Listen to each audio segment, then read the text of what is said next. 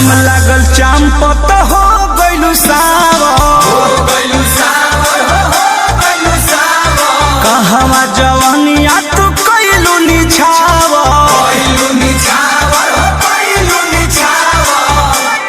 घाम लागल चांपत हो गइलू सावर कहवा जवानिया तू कइलू निछावर केकर पलहारी बुलट गइलू गेहूं कट गइलू बाकी बाटे गइलू गेहूं कट गइलू बाकी बाटे गइलू गेहूं कट गइलू बाकी बाटे गइलू गेहूं कट गइलू बाकी बाटे गइलू।